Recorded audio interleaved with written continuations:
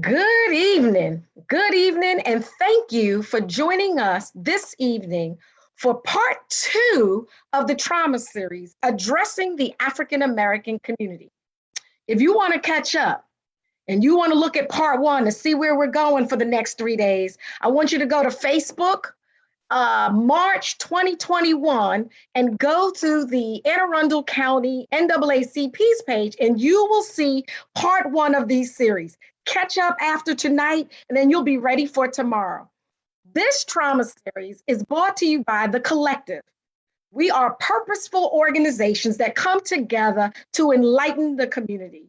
These organizations include the National Coalition of 100 Black Women and Arundel County chapter, Arundel Bay chapter of Jack and Jill of America Incorporated, North Arundel County Alumnae chapter of Delta Sigma Theta Sorority Incorporated, the Anne Arundel County chapter of the NAACP, Rho Eta Zeta chapter of Zeta Phi Beta Sorority Incorporated, Lambda Delta Sigma Alumnae chapter of Sigma Gamma Rho Sorority Incorporated, and Delta Pi Omega chapter of a Kappa Alpha Kappa Alpha Sorority Incorporated. Sorry, my sisters. Tonight, as we did in March, we're going to get deep. We will be discussing trauma and the impact on African American men. We'll be streaming live on Facebook, so get on Facebook, get in the chat, put your questions in. We'll be addressing questions on Facebook as well as in our Zoom platform. Tonight, I am going to turn this over to our moderator this evening, Dr. Robert Evans. Woo, Dr. Robert Evans. He got a lot of initials behind his name, so you know he is well equipped in this area. In addition to his initials, he is an author. Dr. Robert Louis Evans III pursued his master's in counseling psychology. He has a doctorate in industrial organizational psychology and all kinds of licenses and certifications as a clinical professional counselor and addiction counselor. With no further ado, I introduce you, our moderator for this evening, Dr. Evans. Dr. Evans, take it away.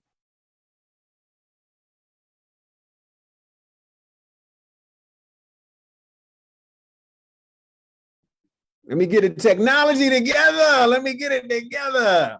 Thank you so much for that beautiful, beautiful introduction. It's an honor, a privilege, a blessing to be here, to be able to just join in this conversation and to really, really be on this panel with these star-studded brothers, these powerful brothers who are going to bring a wealth of information to you guys. So I'm just excited to be a part of it. We're going to jump right in there. We're going to have a great conversation about trauma. The pandemic over the last, since 2020, since March of 2020 in Maryland. I'm in Maryland, and that's when everything shut down in Maryland, right? That birthed my book, Run to the Pain, where it's all about how you embrace adversity in your life and turn it into power, right? And so, trauma is something that we are not going to be able to escape. It's woven into the fabric of our lives. We got to know how to deal with it. When those waves of adversity come crashing down on you, we need to know how to surf on the waves, because otherwise we're going to drown. There's no escape from it. And as a Black man, I have firsthand experience when it comes to what it means to be Black in America, right? What it means to be a Black man in America. And, just speaking on the pandemic, I partnered with Howard County, and they had a mission to get some information out about COVID-19, right? And its impact on the Black community, and not just the Black community, but all communities, right? And what we found out is that Black people and Black men were the #1 target of COVID-19, #1. In some places, the Black community was smashed 6 or 7 times more than any other community, right? And Black men were leading the charge in numbers of infections and death, right? So this thing is directly impacting us on a number of weight levels, directly and indirectly, right? Not only us, but it's impacting our families. Not only that, it's impacting our jobs, our employment status. People are out of work. People are just trying to find a way to survive, right? So we have to talk about it. Right now, I have a private practice after doing 14 years working in the federal government with guys coming in and out of the prison system in Washington, D.C. I worked in residential program there, as well as community supervision, and everybody had mental health and substance use challenges. And the trauma was real, it's deep rooted. And one of the things that we need to attack is our definition of manhood. We need to attack that because we need to redefine what manhood is. Because one of the things that I recognize in my private practice in Waldorf, empowerment, counseling, and training services, one of the things that I recognize is that we have a problem just asking for help. We believe that it's a direct attack on our manhood if we have to ask for help. We can't stand on our own 2 feet if we reach out to another person, another brother, another sister, and say, I need help. And we need to attack that stigma. We need to attack the stigma of mental health therapy and treatment, because that is something that's crushing us, not only us, but our families. Because without the help, without reaching out to others, we can't make it. So I'm excited to be a part of this discussion. I'm revved up. I hope you guys are. We're going to jump into it.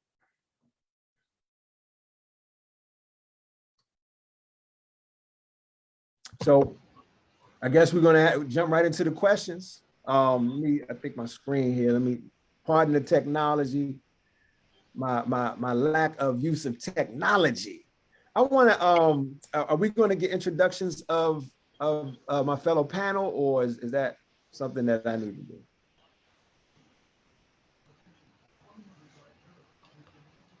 Okay, so let's jump into introductions. Let's talk about Dr. Williams, Dr. Mallory Williams. Man, this brother is the man. He's the chief of trauma at Howard University Hospital Level 1 Trauma Center. He's got his MD, he's a medical doctor from University of Maryland, and he has a wealth of experience, a wealth of knowledge. And actually, I want to ask him the first question. Let's ask Dr. Williams a question. What have you learned, Dr. Williams, about the pandemic and the trauma in the African-American men? What have you learned, brother? Yeah, I've learned a lot, brother. And let me just say, God bless you and thank you for being here. It's always a pleasure to be with the lovely, intelligent, talented women of the collective group.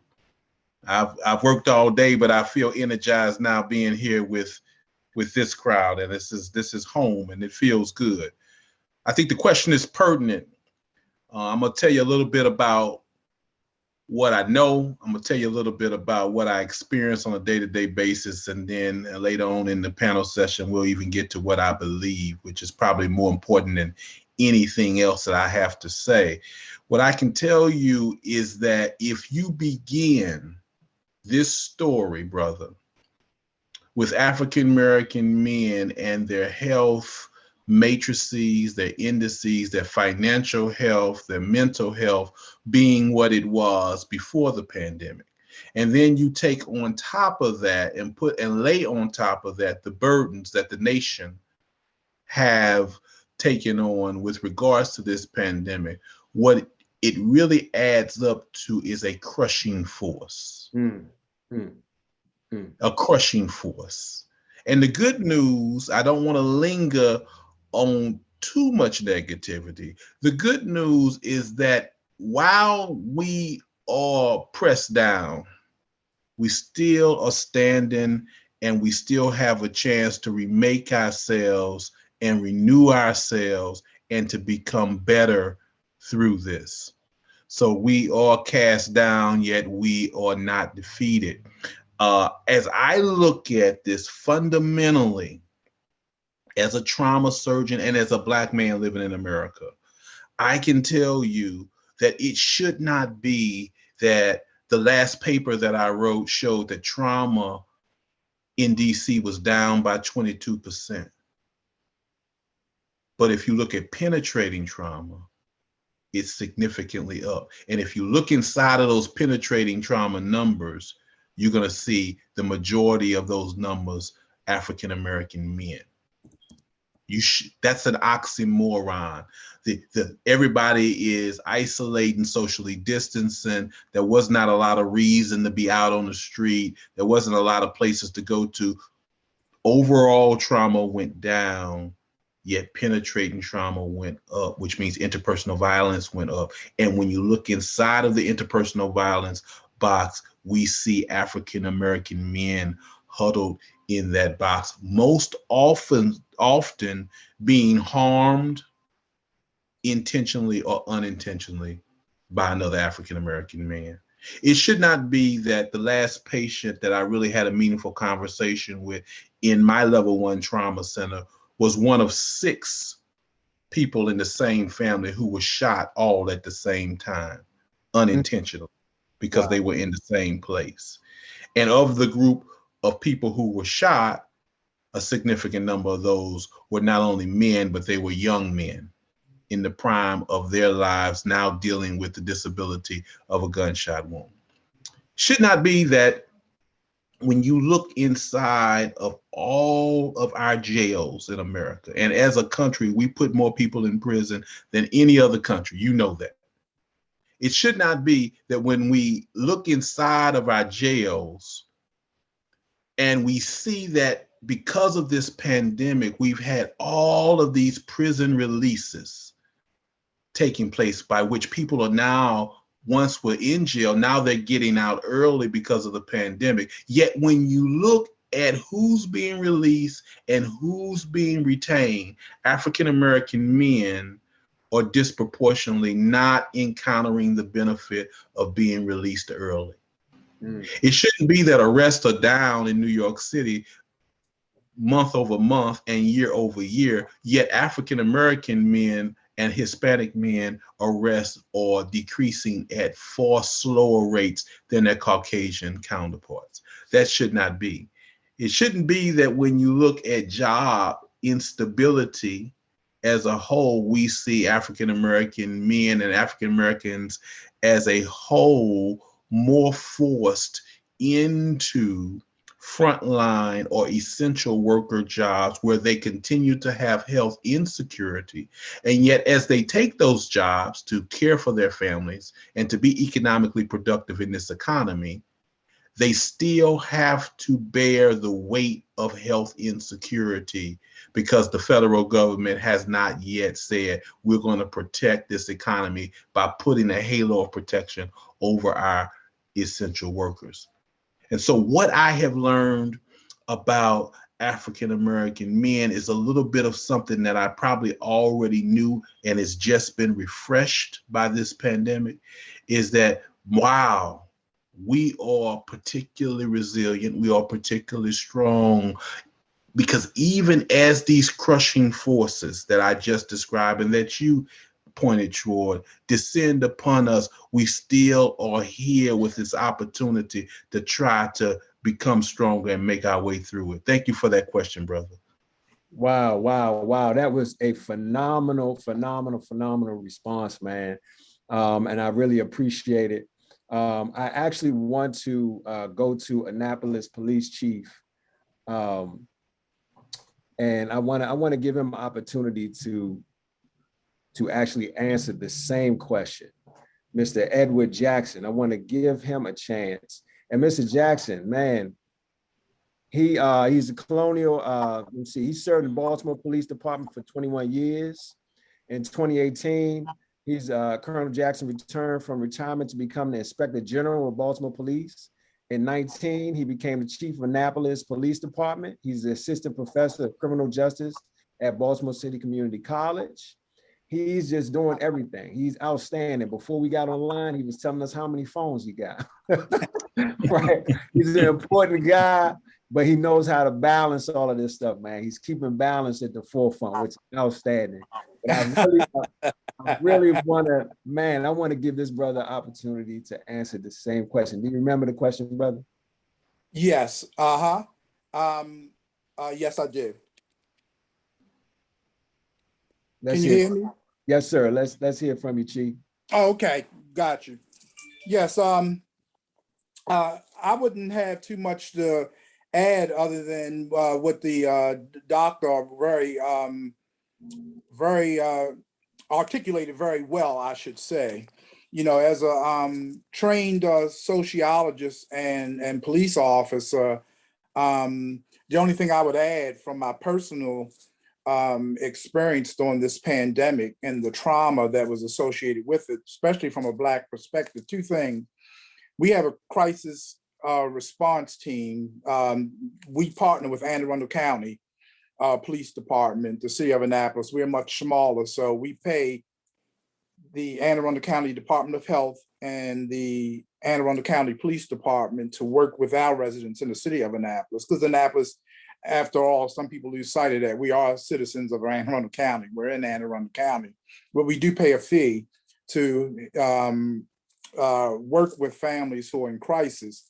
From an African-American perspective, and being an African-American male, I think Dr. Williams articulated very well. But I would only add that our trauma was also compounded, if you will, by the fact that many men in particular, women as well, but men in particular were torn between accepting the vaccine that would save their life and the stories that were told to them by generations in their communities. And I've actually heard this literally, not to take the vaccine at their own risk of their health, because they didn't trust that the system had their best interests at heart, i.e. the Tuskegee experiment. And so they saw people around them being affected by this very nasty SARS disease, this severe acute respiratory syndrome. That's what COVID-19 causes. The COVID virus triggers the SARS, and I know the doctor's listening to me, so correct me if I'm wrong. It primarily attacks your disease, your respiratory system, that causes other problems. I know that one of the things that as police chief, I had to manage, because antisocial behavior manifests itself in other problems, if I'm making sense. In other words, when you are going through a mental crisis, if you're clinically depressed, if you're suffering from the disease of addiction and alcohol dependency as a means to cope, when you self-medicate, that manifests itself in behaviors that are in violation of the law, behaviors that we don't want to see in our community. And so during the pandemic, what we did experience, and we did very well in Annapolis overall, but the incidents that we did have in Annapolis that would cause a public safety issue and intervention by law enforcement, most of it was centered around the trauma of depression and mental illness brought on by the pandemic, the social isolation, the lack of uncertainty in terms, a lot of people lost their jobs, and it did affect not only our overall economy, but the economy in the Black community. Many, as the doctor said, many of the African-American Latino men were in first response positions. And I don't mean police and nursing, but they were sanitation workers, and they were had other labor jobs that gave them greater exposure than us. And then they didn't have the PPE, the personal protection equipment, to protect them like law enforcement and paramedics. So many of them were exposed to the COVID-19 virus without the right support. And I think that was already said. So, what my challenge has been, and I'm proud to say that during this entire pandemic, we had no use of deadly force incidents involving our police and citizens. I kid you not, I know this sounds unbelievable, but we didn't have a single arrest that we could contribute to crisis as a result of the pandemic. The reason why, it's explainable. The reason why we had no arrests, not one single arrest related to the pandemic, is because we recognize that this is not a criminal response, was inappropriate, and we needed to treat it as a mental health issue. And so I'm so proud. I hope that's my legacy, that when the story is told, and if it's told truthfully, the men and women who serve the Annapolis Police Department, while I had the honor of presiding over it during this 1.5-year long pandemic, there were no reported incidents of officers using the criminal justice system as a warehouse, because we were incapable of recognizing that people's behavior, most of it was manifested in the trauma. And of course, the people who are disproportionately affected by that are people who are on the lower economic socioeconomic strata, which are Black people and brown people, to no fault of their own. So I was determined as a chief of police, we weren't going to victimize the victim, and that when we came out of this, there would be far more positive reports to make as opposed to negative. So I hope that answered the question. So Chief, you brought up something, man, that I want to get into, and I want to ask you a question. I'm going to preface it first, and then I want to come back to Dr. Williams. But one of the things that I recognize is that, I believe Black men especially, we really suffer from PTSD in a number of ways with respect to just the trauma that we've experienced. And there's vicarious trauma that men are experiencing just by witnessing things such as the George Floyd incident and other incidents that we watched where police killed men, right? And one of the things that I recognize is that there is just a fear that some Black men just have. Just a fear. Before COVID and all that, guys were just afraid to be pulled over by the police. If you see police sirens behind you, it's going to cause a response. But now, after you see Floyd, after you see a number of other men who were shot like that, I believe men were just acting out of fear and wanting to get away. And I was on the way to work one day and actually witnessed, I stopped my car in the middle of the street and watched where police were pulling a young man out of the car. They put his hands behind his back, and I watched his face. All of a sudden, he got afraid and tried to get away, and they had to slam him to the ground, right? And so all of that to say, you're saying you want to make sure that police are aware that this is a real issue, a real mental issue that people are experiencing, and we have to treat it as such when we are involving ourselves in regular police duties. What type of trainings have you instituted to ensure that the officers are actually following through with that? Or what kind of mandates, like how are you ensuring that it's taking place? We have, I wish I could say that this training, I can answer that two ways.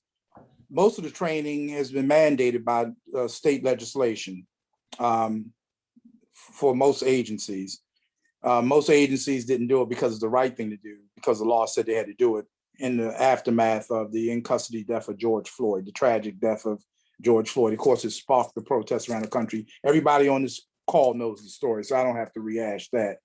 But what I'm proud of here in Annapolis, we had, I've been here since 2019, and one of the first things I demanded that we do is my commanders to find de-escalation training, because I'm from Baltimore.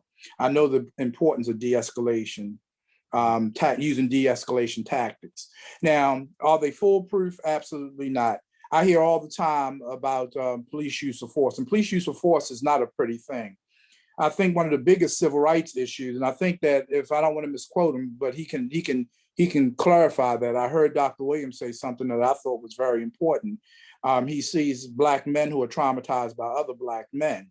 And you have to understand the psychology and the sociology of rage. When somebody loses somebody, you go through different stages of grief. And if it's not properly dealt with, grief turns to rage, turns to sadness, and then it's cyclical. And so what the Black community complains about often to especially to Black police executives, what are you doing about the rage? The rage, the legacy of Jim Crow and some of the traumatic things that were committed against people of color are far more reaching than the police. I would argue that with anybody.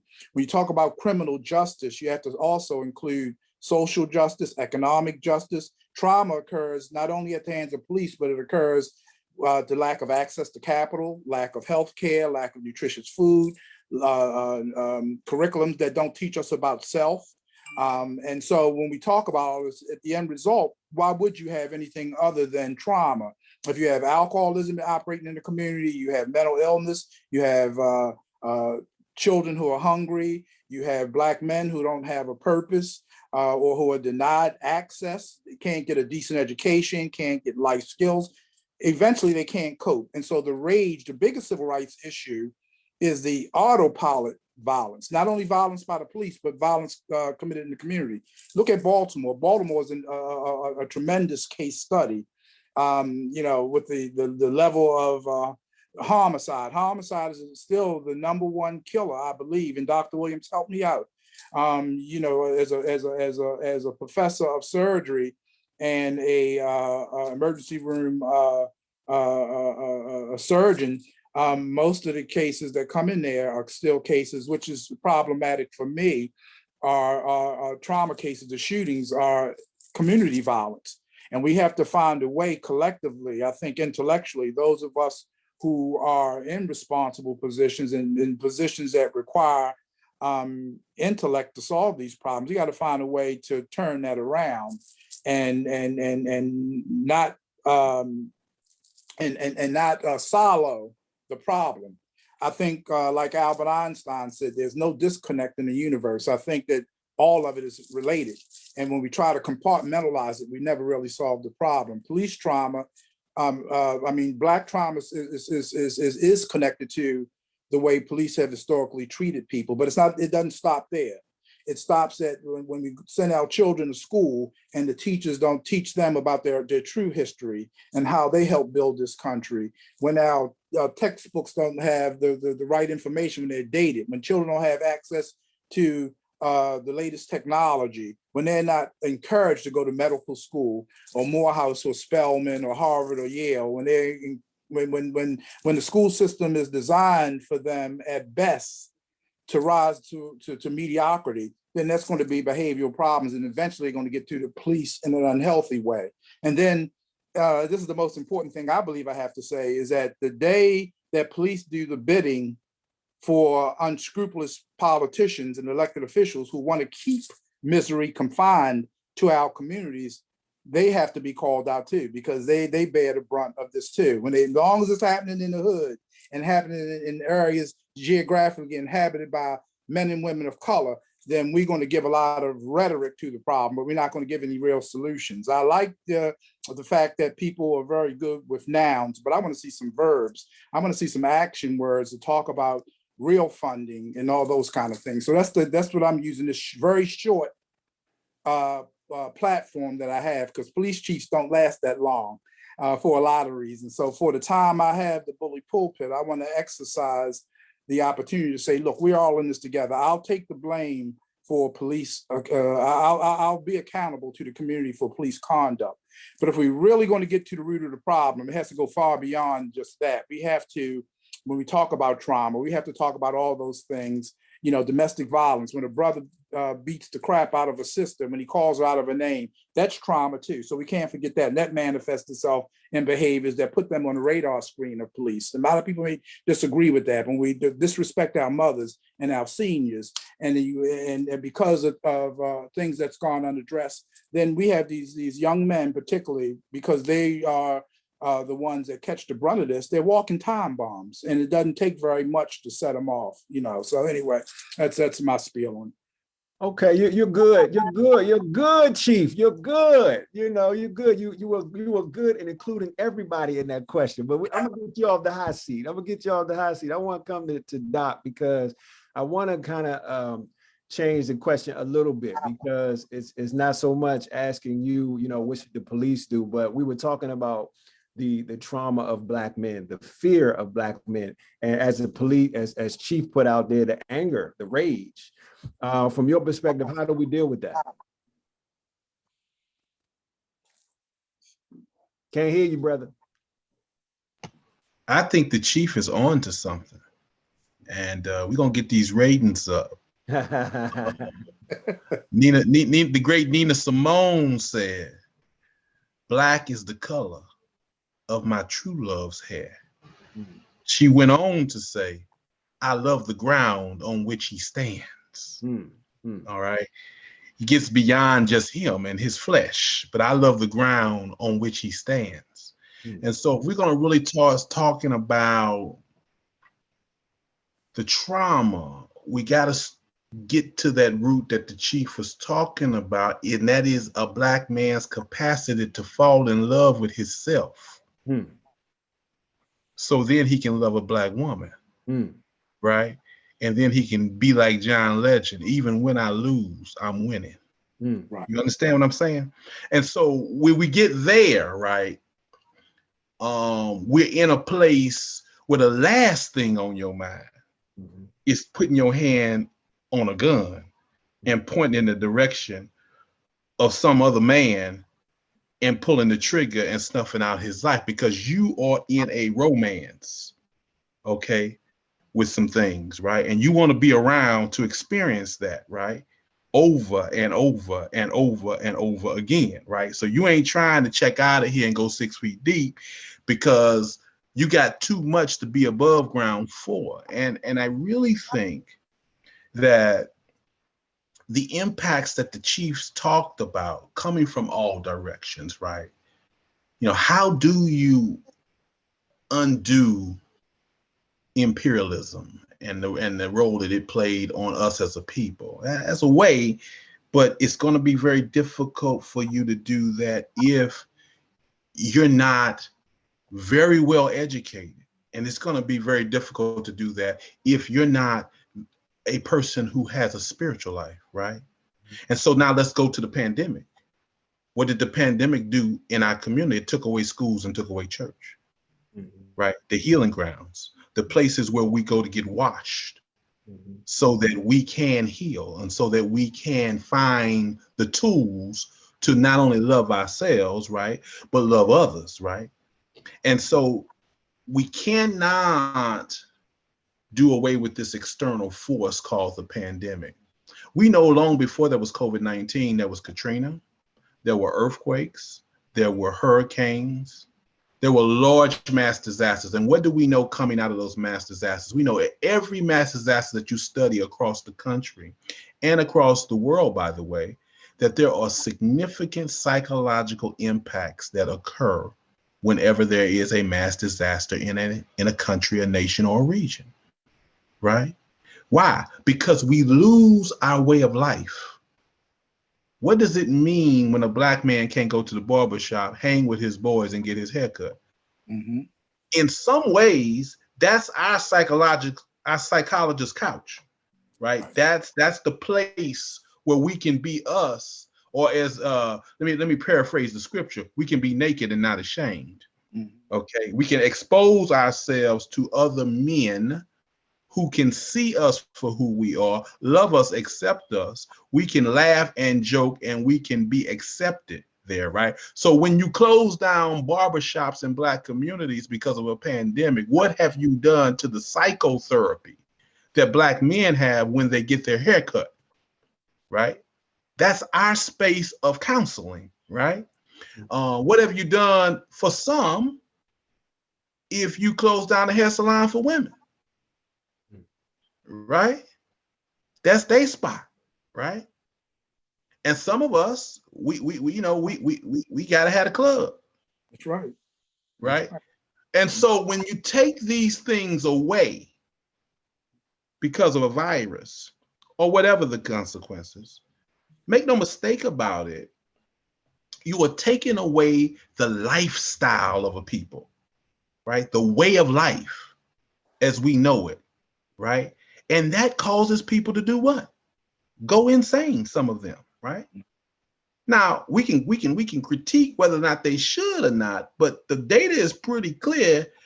The pictures that we saw and the reactions that we saw after Katrina was just what you said, brother. There was PTSD. People's whole world had been turned upside down, and what they expressed on those cameras were their psychological dispositions at that time, right? And so I'm much more, okay, in a pursuit of how do we fall in love with ourselves. Because you got people who look like this, got on shirts, ties, and suits who ain't in love with themselves. Okay. All right. So this is a thing that is not based on socioeconomic class. All right.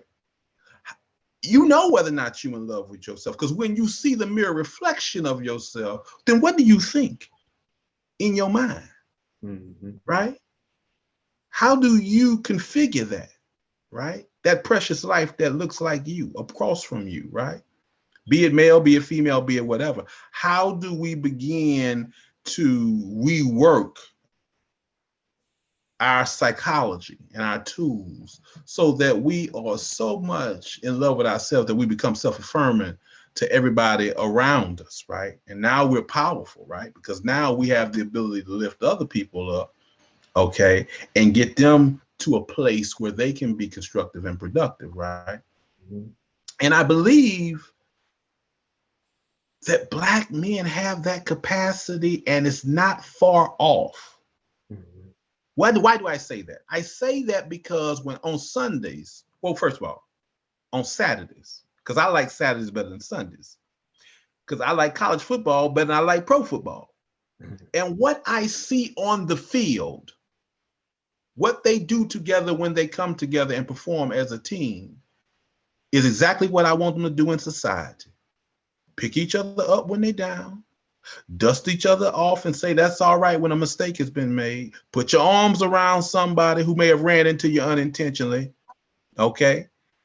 You know, you don't have to assault them and demean them and take away their humanity because that happened, right? And I want them to see the bigger picture of this game as just that, right? And their places on the field, okay, as constructive, right? And adding to something bigger, right? So if we can do it on the field, the football field, then why can't we do it in life? It's the same mechanism in terms of the psychology. It's just a different arena. I'm going to stop there. Yeah, I think you had a lot of great things to say, Doc. A lot of great things to say. One of the things that I picked up from it was we as Black men need to learn how to love ourselves. No, we got to fall in love. I don't just want you to love your hair or some bicep.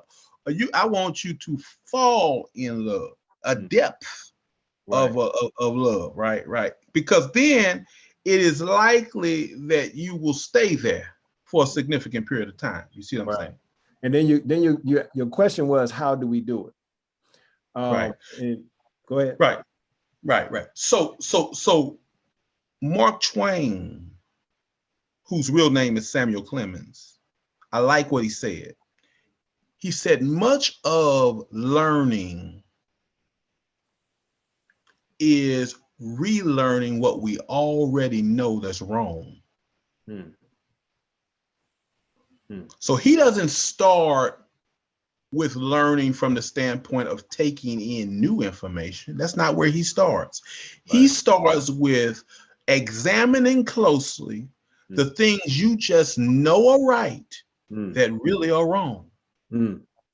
That's the impact of imperialism on us as a people. The things that we know that are wrong. Okay. And you rework that in terms of who you are, whose you are, what you're capable of, okay, the goodness that's inside of you, right? What your intentionality can be when at its highest heights, those types of things, right? See, we do that first, right? Yeah. And that becomes the stuff of mama, that becomes the stuff of what we call our family. And we don't have to be ashamed of what our family looks like. Mm-hmm. Jesus looked down from the cross and said, woman, behold thy son. The person he was directing her attention to was not her son. He was creating a wider sense of community and a wider sense of family. Okay. So if your daddy ain't there, that's okay. That's somebody who's there. I didn't grow up with my father. That's fine. There was somebody standing in that gap, right? We don't have to be ashamed of who they are. There's an auntie, right? There's a cousin. There's somebody who is going to be sufficient for you, right? To begin that reworking, right?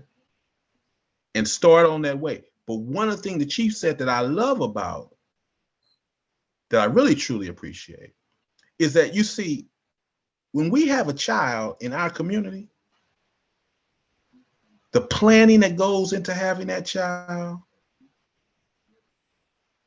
the looking at what social condition we're in to have a child, the appreciation of what the sacrifice is going to be to rear that child, the understanding the stress of children themselves, that's all on us. That ain't got nothing to do with anybody external to the community, right? That's on us. Whether our churches choose to have family planning, preconception care, what are we doing before the child slide out in terms of our own stress reduction, in terms of our finances, in terms of our own perceptions? That's all on us, right? That's all on us, right? And so in many respects, that's where it starts, right? Because a child that comes into the world inside of a loving family that's sacrificing, that's thought about that child, has an opportunity to then get that machinery right to look at itself and reflect that love back into itself, right? Man, And that's coming awesome. from a scientist and a medical doctor, I can really appreciate Dr. Williams, what you just said. Very eloquently stated.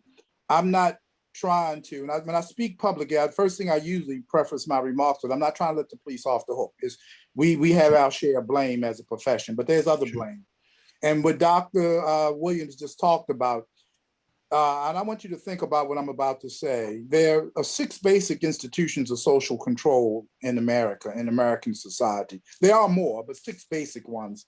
The first 3 are the institution of family, reinforced by education, and our moral authority comes from our faith. When those 3 fail, then you have 3 other ones that get people. And I say institution of social control. Let me define that. It's just the behaviors that we will want to get individuals to buy into the mainstream American society. You know, have a good life. You know, invest in, participate in the economy. Real participants in the economy. Build homes. Have raised our children responsibly. But the absence of effective family, faith, and education brings about police, courts, and corrections. I'll say that again. The absence of the first 3 that Dr. Williams talked about, family, faith, and education, when those are absent, then you either way you're going to be contained. And I think the challenge, well, we need to have an honest conversation when we talk about trauma, and the Black community and Black intellectuals have to rally around and be honest and confront that. And we have to demand that those 3 things change. Our churches have to be relevant in the lives of our children and our community. And the men have to see themselves in the church and have a meaningful role in the church. We have to teach our children about self, Dr. Williams, I know I love him because I have 2 sons and they both are Morehouse graduates. And the one thing I loved about Morehouse, I have a 38-year-old in the class of 2006, and I have a 33-year-old in the class of 2010. They both earned their Bachelor of Arts degree in economics from Morehouse. I'm very proud of them. And one of the things I loved about Morehouse was the fact that they just didn't give they don't give these brothers just a curriculum. They teach them leadership. And I love what Benjamin Mays said. I love what he said to one of the last classes. I think it was the class of 84, Dr. Williams. He said, don't let anybody dismiss you because you're a Morehouse man. That kind of got me choked up because what that said to my 2 boys, that there's nothing that they can't do. It's nothing that they can't confront. They're not going to let anybody marginalize them as men.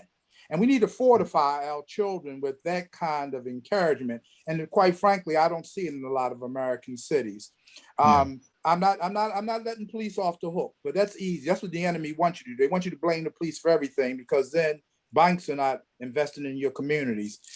We're not getting the type of funding that we should for our schools. We're not putting nutritious food on the table for our children. Our children are still going to school hungry, and they're still staying up half the night because they're in abusive relationships. Listen to the rage if their daddy is in a home or and he has a relationship with the mother. It's dysfunctional. It's toxic, and so they can't go to school and concentrate on learning.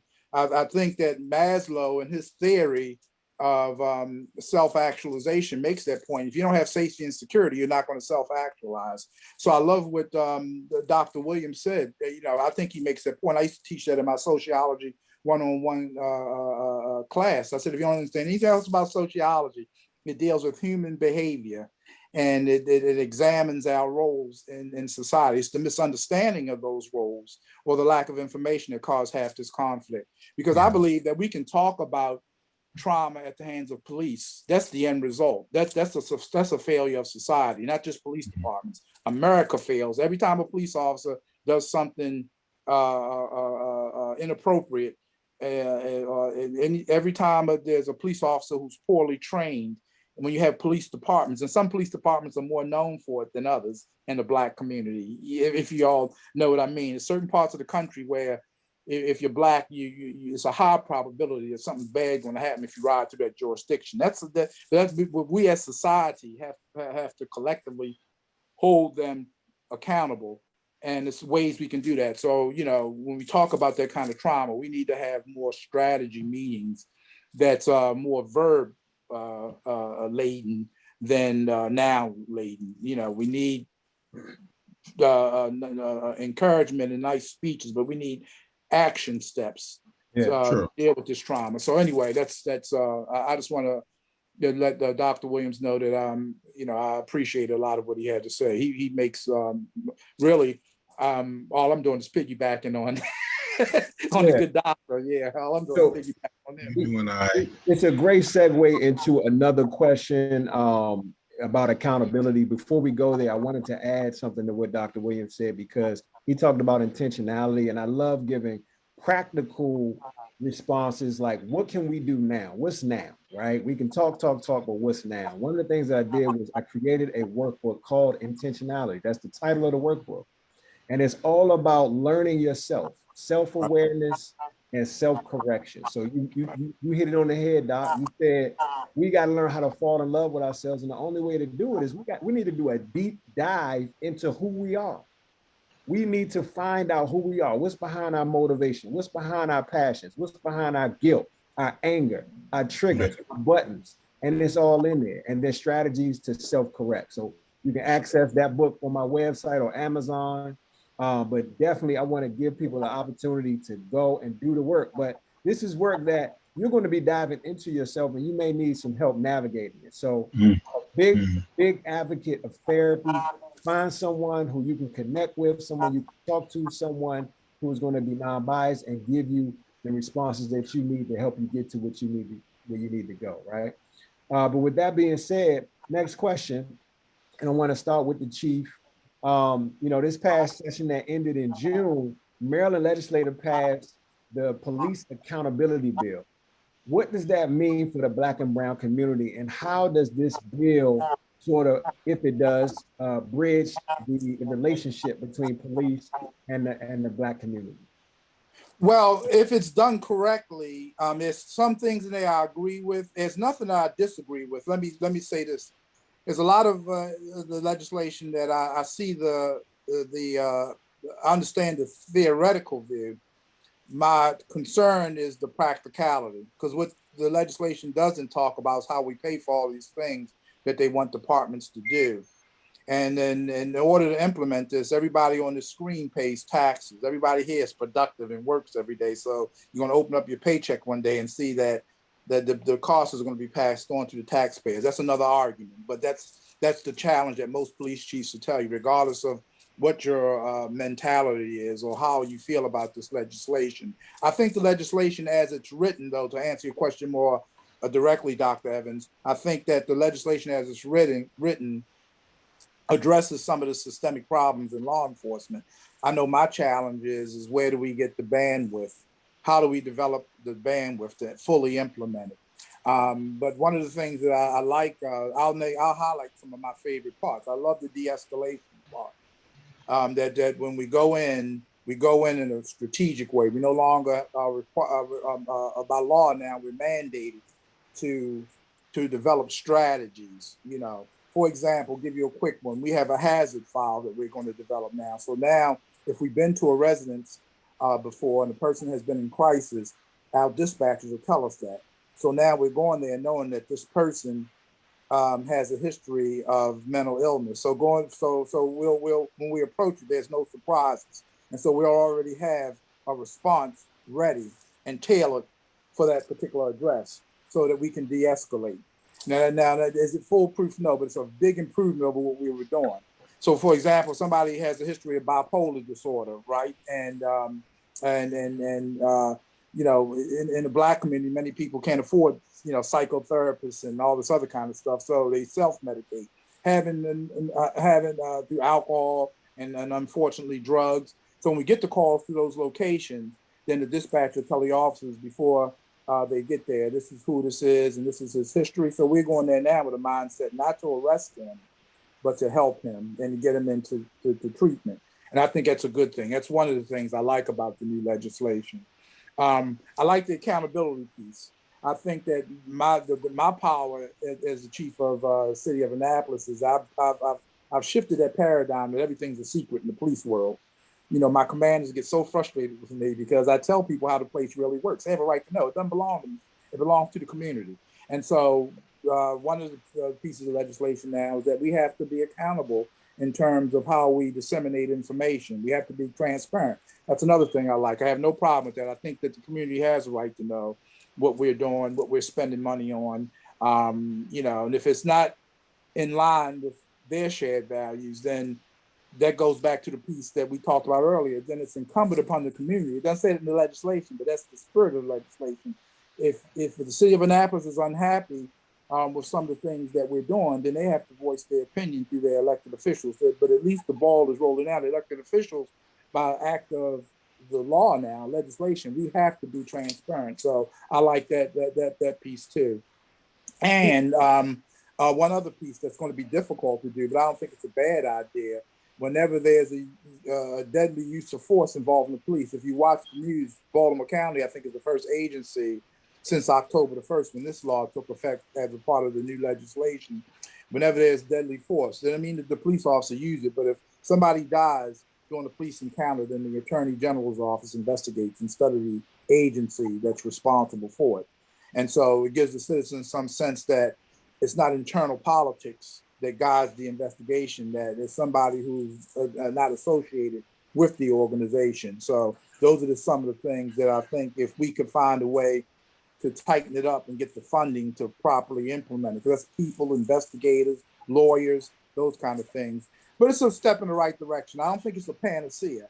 I'll still say to the day I die that we have to get the community to take charge and to demand certain things. And until that occurs, then, you know, this government dependency that the government is going to do right by us all the time, I think that contributes to the problem. So I hope I answered the question. Those are some, and it's much more, but those are my favorite pieces. We'll have an add-on question, and I want to direct it back to Dr. Williams, because one of the things that we all have recognized is the divide that this whole thing has created, not just the pandemic, but what's happened with George Floyd and all the things that we've been seeing between the community and the police. Is almost like it's us versus them, or it's them versus us, right? And where some officers have quit the force or said, you know what, I don't even want to offer service for these people who are ungrateful, right?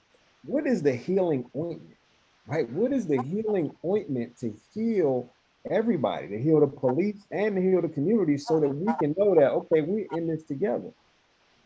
I think it's forums like this, a healthy dialogue, not the blame game, because you know there's estimated 581,000 police in America, 17,000 local law enforcement agencies. There's only one FBI, one ATF, you know, so forth and so on. But local jurisdictions, there's 17,000 police departments in America and over almost 600,000 sworn police officers. Most of them are honest men and women. They really are, who just want a job. The problem is now that the profession is bleeding now, because if I have a college degree, if I send my daughter or son to Morehouse or Spelman, to be honest with you, in the environment we're at now, that's the last thing they want them to be as police officers. But here's the problem. In the African-American community, we need people like that. We need Morehouse and Spelman and Morgan and Coppin and all the other schools, especially HBCUs.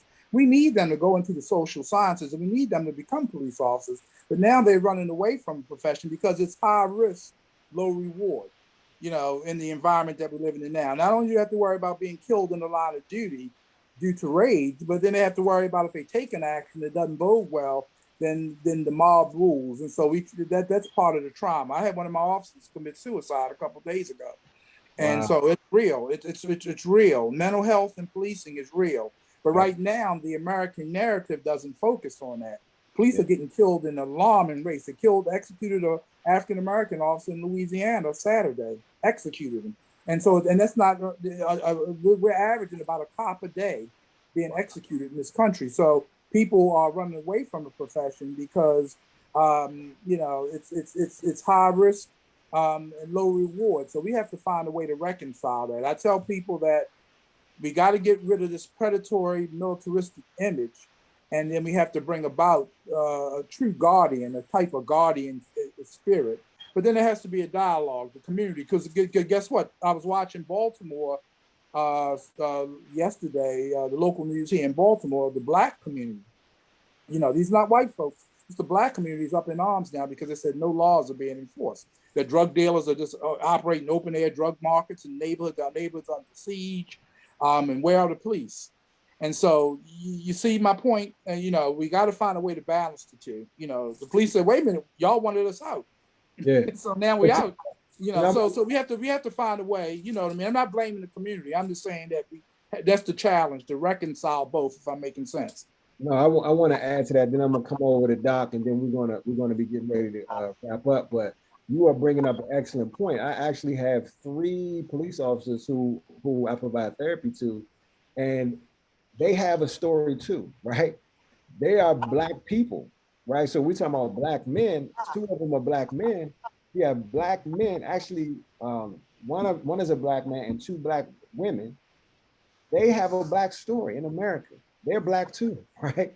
And they have to live in America too, and they're traumatized too. They're experiencing the same trauma that everybody else is experiencing. Not only that, they also have to provide a service to the people who are traumatized. So, you know, it is extremely difficult. Like you just said, high risk and the reward, you know, you really have to be passionate and cut out for it in order to do that. Doc, real quick, I want to hear from you, man. What's the healing ointment? What is the healing ointment? And you got a couple of minutes because I'm going to come back to y'all again and we're going to wrap up. But give me, what's the healing ointment? So first of all, thank you so much. You know, I think no child that comes outside and comes into contact with people in their community should walk back in their house and not feel reaffirmed. I make it a point that when I'm in public spaces and I see children, to communicate, to engage, and to make them feel loved in the presence of their mama, their daddy, or whoever they with, right? You don't come into my trauma center as a child before I transfer you over to Children's for your definitive care, and you don't get a affirmation from me if I'm your care provider. And if I'm in Walmart, I got on regular clothes, I'm not going to introduce myself as Dr. Williams. I'm Mallory, and I'm going to smile at you. And, you know, I am going to make you as a child understand that there are older people in the community who see you, who acknowledge you, and who are proud and love you, right? And, you know, it doesn't really cost me a lot to do that, right? And so if a child gets that from every adult in the community before they walk back into their home, that child should be really overwhelmed with a sense of them being important inside of the community. Are our children getting that? Is every child getting that, right? Wow. Right? And then you march that up to young adults who need it too, right? Or are they getting it? Or are we guarded? Are we kind of arms out, Heisman out, keeping people at 50 feet and all this 6 feet stuff? We was 6 feet before the pandemic came. Truth be told. Yeah. You know, I was in Chicago one day, and that happens to be where I was born, and I was in a Jewel Osco, which is a grocery store. And so I'm there to get something that I can only get at Jewel Osco. It's this raspberry soda. Anyway, I'm in line, and I guess a sister in front of me. Sister put her groceries up on the line. I don't know why, but something said to me, buy her groceries. I reached over to the cash register and I said, I got all of this. And the lady looked back at me and said, I don't know you now. That's all right. And I said to her, okay, can we even receive the love? Yeah.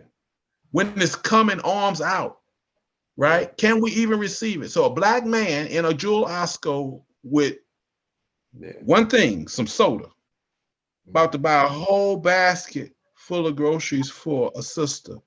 And the sister, I don't know you that side, as if I wanted something. I'm the one buying the basket. Right. But her trauma came out because That's her trauma. what she's experienced is black men who don't come without strings attached. That's correct. So That's correct.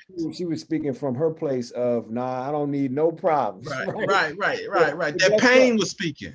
That pain was speaking.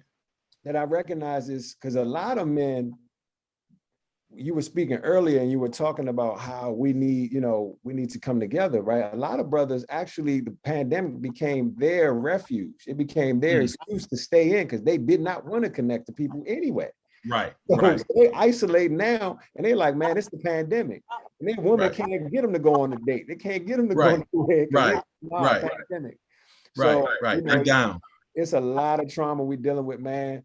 I want to give people an opportunity for closing remarks. We talked about a lot of things that have to do with the healing that needs to take place amongst not just black men, but the black community, right? And how starting with the black man, it's going to filtrate and it's going to impact the entire community, right? And how we need to learn how to do what you just said, man. Because it's not just about affirming the young people. It's about affirming each other. It's about speaking to each other. We see each other on the street and don't say nothing, right? Nothing. Walk right past us. Walk right past, right? And brothers and sisters, we need to speak. We need to affirm each other because we need to rebuild. We need to heal because the trust has been broken. And it's not just broken outside of our community. It's especially broken within the community. We can't even agree as a community whether we want to take the vaccine. That's another thing dividing us. We enemies. If you don't have the vaccine, you the vaccine. We enemies in our own community, right? So this thing, we need to learn how to come together, and we don't have to always agree, but we need to always stand together, right? Regardless. So we need to learn how to do that. And it starts with individual responsibility. Like you just said, taking an individual responsibility to say, I'm going to reach out to my fellow man, my fellow sister and say hello, speak, and just offer love, man, offer affirmation. And it's no strings attached. And people don't believe that. People are like, that's unbelievable. Right. You don't want nothing? Right.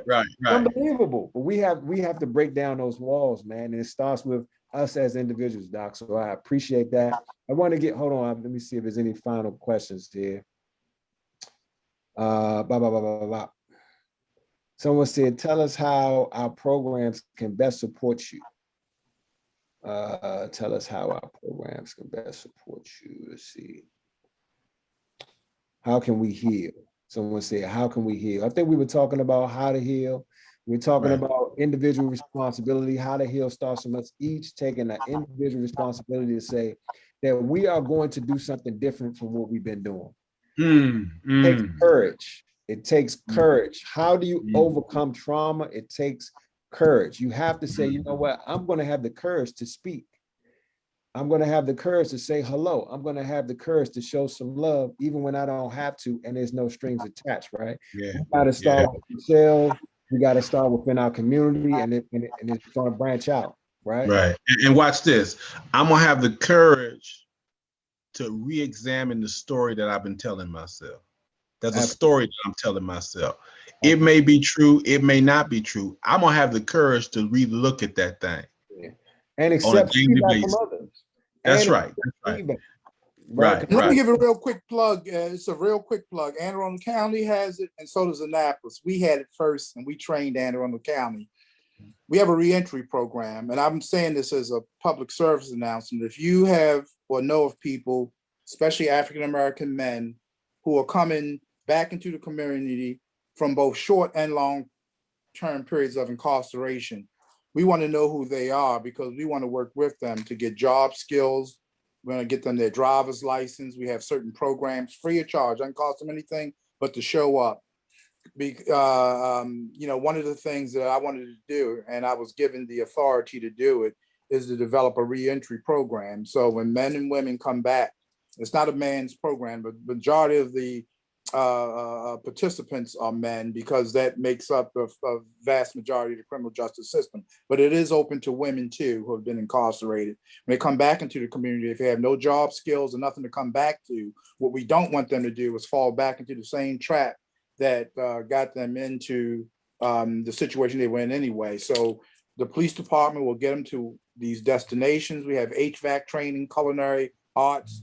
We help them get their CDL license. We're helping with expungements, and both Anne Arundel County and the city of Annapolis both have the program. So I would encourage anybody listening to this program. His name is Robert Horn, and they can call us at 443-268-9000. I'm sorry, 410-268-9000. That's 410-268-9000. We'll work with them and get them mental health services. And this is all coming from the police department. So I'm using my platform to say, hey, if we can do it and we're the police, it helps build a bridge. And I'm using it it's a call to action for all of our social agencies to participate.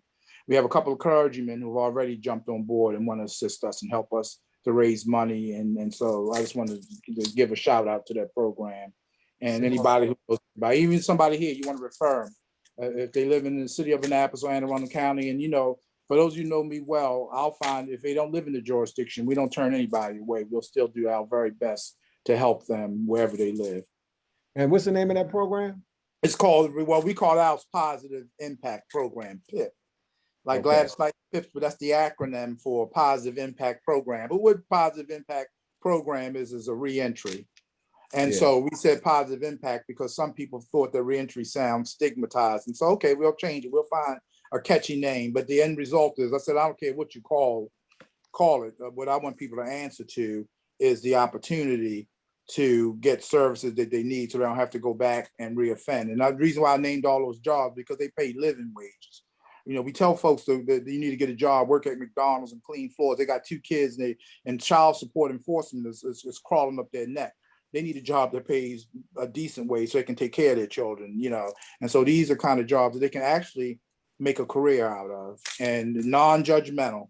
We're not interested in, whether you had addiction problems or what your past record is. As long as you are willing to turn your life around and stick to the program, we're going to do our very best to help you so you don't have to go back to that behavior. And then we need to have a real, in the Black community too, we have to have a discussion. The media is not telling us. We have a lot of incidents, suicide by cops. Anybody ever heard of that? Suicide by cops? When people put themselves in a position because they're depressed and they're distraught, so they want to end their life, but they don't want to do it themselves. So they'll create this rage to force law enforcement to come in and make a decision whether to use deadly force or not. And so that's real in our community. We got to get, and it's mostly men, and we got to disrupt that too. So y'all got to have me back because there's so many things we can talk about centered around trauma. And not that I'm a know-it-all. I learned so much just by listening to you, Dr. Evans, and definitely Dr. Williams should go on the lecture circuit. He didn't have to practice medicine. He can inspire. I really enjoy hearing him speak. But the reality is we have to have some action steps too when we talk about Black trauma. I think there's a lot of exciting things. If we pull our resources together, we could really make an impact. So you got to have me back to talk, because we're the first one. We see it more than anybody. I say we, the law enforcement community, first responders, firefighters, paramedics, and police. We can talk about trauma, but generally when it goes really bad and it becomes a life or death situation, that's why, and I'm not being facetious, but that's why they call us first responders. We see it before it gets to a lot of other agencies. Yeah, man, I'm glad you said positive impact program, because having worked with reentry for 14 years, I understand that when people come out of jail, first thing they don't want to hear is police, right? So when they hear positive impact program, they'll run to that, and not knowing that the police is behind it, right? But Dr. Evans, we're good though, because we, first of all, they see us, they see men and women of color. Yeah. And so the narrative's not being framed by the very people that put them there. You know what I mean? Right. My mother used to always say, boy, we go to the very people who oppress us to get our religion. And so if they put us on plantations, why would they give us a document that's going to liberate us? But that's a whole nother discussion for another time. The same with policing. We understand, like you said, Dr. Evans, when you talked about some of your friends who are in law enforcement, that's real. We have a lot of African American, because most of us, to be honest, I mean, I grew up in the projects. I can talk all I want. And I'm proud of my accomplishments, but I'm a product of East Baltimore City. I grew up in public housing. I grew up poor. That community produced me. I was just blessed enough because people thought enough of me to help me. And I was blessed enough to see people like yourself, Dr. Williams, and you, Dr. Evans, and some of these sisters. My mother was positive. So behavior was modeled for me. I'm blessed. A whole lot of our children don't have excellence modeled for them. They really don't. I put you in my police car and I can take you to communities where they never see anything positive. They go to school and they're bullied. They come home and they're facing trauma. You know, but I was blessed because even though I grew up in poverty, I had excellence modeled for me. And I said, I like that better than being a drug dealer. I was crazy enough, but not mean enough. That spells victim, because in order to be in that world, you got to be mean. You know what I mean? You got to be willing to kill people for $5 to send a message to everybody else. You better not have my money short.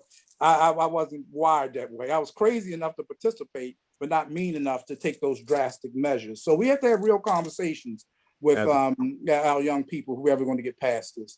Absolutely. Someone, last question, and then we're going to start wrapping up. Someone asked, what are the action steps for Black trauma? What are the action steps for Black trauma? I'll start to answer that, and then I want to get something quick from each of you guys, and we got to close. But I believe that it's kind of like how an earthquake happens, right? Where there's an epicenter. It starts with us. It starts with us. It starts with self-work. We got to start with ourselves, right? There's a lot of people that are attracted to the helping field where they want to help others, but they haven't helped themselves first. So they want to help broken people, but they broken. It's kind of hard to help broken people when you are still broken yourself and you haven't done the work to heal. So we have to start with ourselves in the healing process. We got to start with learning ourselves and learning what needs to be broken and put the work in, right? And that way it starts from there and it branches out. Then we go to our children, we go to our wives, we go to our family, right? And then we can't be afraid to reach out beyond that, because we want to keep, we're like a bunch of silos as a Black community in America. We're not really a community. It's a bunch of small pocket communities, right? We're not collective at all. And so we have to start with ourselves, and then we branch out, and we need to reach out and connect with others and begin to build the bridges within our own collective community. We have to work together, but we got to build that trust. And it starts with us, and then we branch out. Anybody want to add to that real quick? Yeah, absolutely. I like that a lot. I would say, you know, the commitment to education is so important. And I think you touched on it. That's right. When you educate yourself, that's right. You and realize trauma, you realize that there is a finite amount that you learned where you were at in your home. Okay. Mama and daddy, mama and whoever gave you what they had, but that wasn't everything. And you've got to go and be willing to have the courage to educate yourself beyond what mama and beyond what auntie and them gave you. Because guess what? Hurt people can hurt people. And what you got to do is seek the ground, okay, where there is healing and where there is hope, right? If it was in your home, that's great. If it wasn't, it's somewhere. It may be in your friend's home. It may be in the church. It may be down the street. It may be out of state. One of the problems that we have in general as a community is that we are stationary. I've got kids in Chicago who haven't been downtown. They don't know what the Sears and Roebuck building look like when they standing right on top of it. They just stay in their neighborhood. If you are only in your neighborhood, how can you know about the things that don't come from your neighborhood? And it's not that. Are you condemning your whole life to only what exists in your neighborhood? You gotta be committed to education, because I would hate for you to be one block away from your healing and never have taken the step to get there. And so committing to education is to committing to understanding and knowing the limitations of what you had and where you got it from, and seeking then to fulfill and complete that story, and really search for and find that healing. Man, that's good. Man, that's good. I call it run to the pain. That's the name of my book. We got to run Yeah, to brother. we got to run to adversity. We got to run to what we don't know. We got to run to what hurts. We got to run towards it and not away from it. Right. Yeah. Yeah. Did you have something else, Chief, before we close?